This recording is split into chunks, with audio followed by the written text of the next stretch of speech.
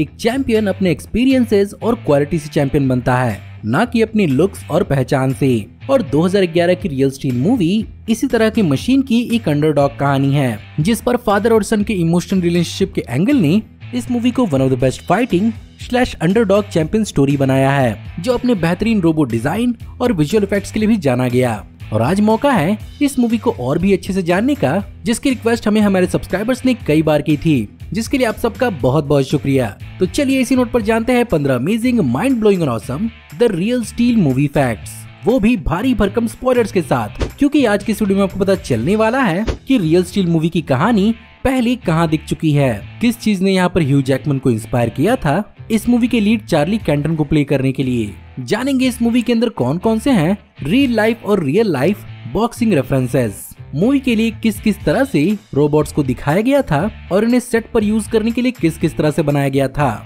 जानेंगे इस मूवी के क्रिटिकल और फाइनेंशियल परफॉर्मेंसेस और साथ ही साथ इसके आने वाले बेहतरीन फ्यूचर के बारे में। ये और बहुत कुछ आपका इस वीडियो में इंतजार कर रहे हैं, तो देर किस बात की। हे गाइस, मेरा नाम है पंकज सागर और आपका स्वागत है गेमों को हिंदी के एक और फ्रेश वीडियो में। Now without wasting any more time, let's get started.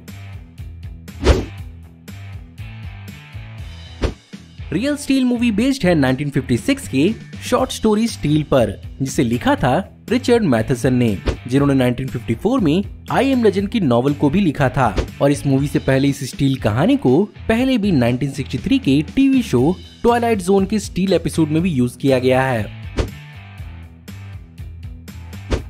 आगे जाकर इसी शॉर्ट स्टोरी पर डैन गिलरॉय ने पूरी की पूरी एक स्क्रीन प्ले तैयार की, जिसे $8,50,000 में ड्रीम वर्क्स ने 2003 या 2005 में खरीदा। और फाइनली मिड 2009 में शॉन लेवी इस मूवी को डायरेक्ट करने के लिए चुने गए। जब शॉन लेवी ने ह्यू जैकमैन को इस मूवी को लेकर अप्रोच किया, तो यहाँ पर Hugh Jackman lead Charlie Canton के रोल के लिए यहाँ पर श्योर नहीं थे। लेकिन जब उन्होंने इस मूवी की स्क्रिप्ट को बेड टाइम स्टोरी की तरह अपने बेटे ऑस्कर को सुनाया, तो अपने बेटे ऑस्कर के इस कहानी को लेकर इंटरेस्ट को देखकर उन्होंने इस रोल को प्ले करने के लिए हाँ कर दिया। इस मूवी की टाइमलाइन को 2020 का दिखाया गया है और यहाँ पर शॉन लेवी के हिसाब से ये करने का सबसे बड़ा रीजन ये था कि वो बेसिकली मूवी को ज्यादा फ्यूचरिस्टिक दिखाने में टाइम वेस्ट नहीं करना चाहते थे और वो बेसिकली रोबोट्स और लीड फादर सन के रिलेशनशिप पर एम्फेसिस करना चाहते थे। यही कारण है कि उनके हिसाब से इस मूवी को 2020 में सेट किया गया है। बस बेचारे को अगर 2020 की असलियत मालूम होती तो यहाँ पर शायद वो थोड़ा और दूर जाने की सोचते। इस मूवी के ओपनिंग सीन में दिखा हुआ हमें कंट्री फेयर एक्चुअली मूवी के लिए ही बनाया गया था और इसे पूरा का पूरा एक फार्म में ही शूट किया गया था, जहां पर मूवी के अंदर इसे टेक्सास दिखाया गया है, लेकिन इस मूवी के ज्यादातर पार्ट्स को अमेरिका के मिशिगन स्टेट के डेट्रॉइट सिटी में शूट किया गया था। इसी सीन के अंदर जिस बुल को दिखाया गया था उसके लिए 2 बुल्स का इस्तेमाल हुआ था, लेकिन इनमें से एक बुल जिसका नाम था कूजो, उसकी सिर्फ एक ही सींग थी, जिसके कारण उसके दूसरे सींग को CGI की मदद से ऐड किया गया था। इस मूवी की प्रोडक्शन में इंडिया का भी एक बहुत बड़ा हाथ है, जहां पर इंडियन कंपनी रिलायंस भी इस मूवी की one of the biggest producers में से एक है, क्योंकि 2008 में स्टीवन स्पीलबर्ग की को क्रिएटेड ड्रीम वर्क स्टूडियोज ने खुद को इंडिपेंडेंट करने के लिए इंडिया की रिलायंस ग्रुप के साथ हाथ मिलाया था और आज भी रिलायंस एंटरटेनमेंट ड्रीम वर्क्स की one of the biggest owners में से एक है।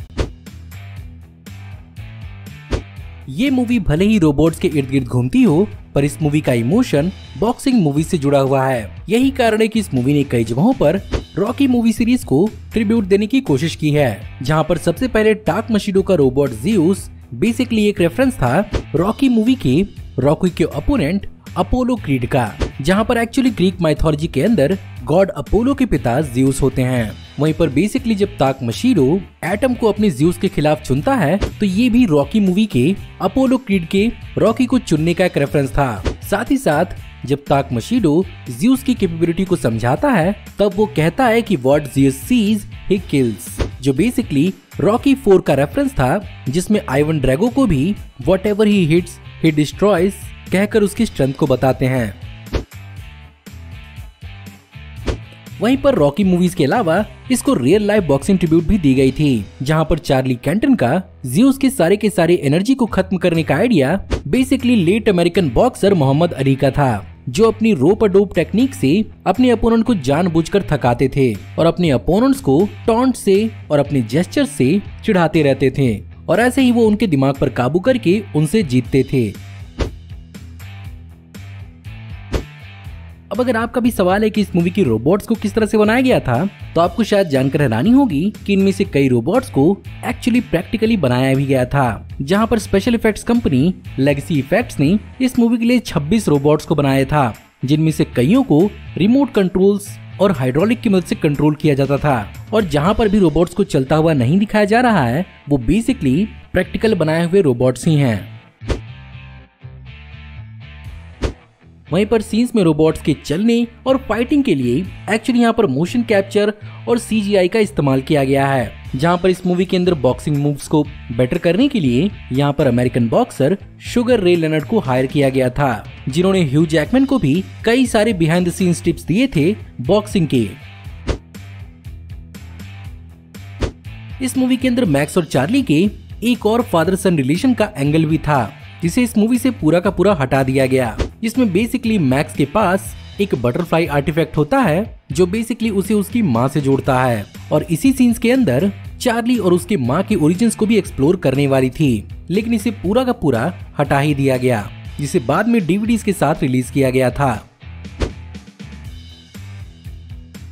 बात करें इस मूवी के फाइनेंशियल और क्रिटिकल परफॉर्मेंस की, तो सबसे पहले इस मूवी को क्रिटिकली $110 मिलियन की बजट पर बनाया गया था, जहां पर इसने टोटल इस बजट पर $299 मिलियन वर्ल्ड वाइड कमाए और इसे बेसिकली क्रिटिक्स की तरफ से एक मिला जुला रिस्पॉन्स मिला। लेकिन इनके विजुअल इफेक्ट्स की तारीफ हर जगह पर की गई थी और तो और इसे एकेडमी अवार्ड के बेस्ट विजुअल इफेक्ट्स के लिए नॉमिनेट भी किया गया था, लेकिन इसे पीपल चॉइस अवार्ड के favourite action movie star Hugh Jackman के लिए और यंग आर्टिस्ट अवार्ड का best performance in a feature film leading young actor Dakota Goyo को दिया गया।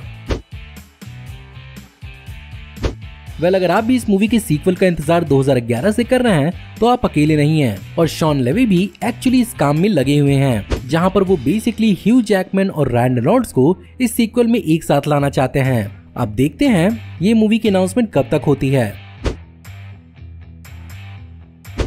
इस मूवी की अनाउंसमेंट हो ना हो, लेकिन इस मूवी पर एक डिज्नी प्लस सीरीज प्लान जरूर की जा रही है, जहां पर शॉन लेवी इस सीरीज को प्रोड्यूस करेंगे और बेसिकली उनकी मूवी फ्री गाय की हिट होने के बाद डिज्नी इस सीरीज को पुश कर रहा है। खैर मैं तो उम्मीद करता हूं कि इस सीरीज को एनिमेटेड बनाया जाए और क्या पता बिग हीरो 6 के साथ भी इसका एक क्रॉसओवर फ्यूचर में देखने को मिल जाए, क्योंकि ऑफ कोर्स दोनों की दोनों फ्रेंचाइजीज अब डिज्नी के अंदर आती हैं। So let's hope for the best. तो गाइस ये थे 15 अमेजिंग माइंड ब्लोइंग और awesome the real Steel movie facts. इस एक ही मूवी ने अपना एक बहुत बड़ा फैन बेस बनाया है और उम्मीद करते हैं कि डिज्नी इसे जाने नहीं देगा और इसे बेहतरीन तरीके से रीइंट्रोड्यूस करेगा। बाय द वे अगर आपको आज की वीडियो पसंद आई हो तो प्लीज इस वीडियो को लाइक जरूर करिएगा। साथ ही साथ मुझे कमेंट में जरूर बताइएगा कि आपको इस वीडियो में बताए हुए कौन कौन से फैक्ट जानकर बहुत ज्यादा हैरानी हुई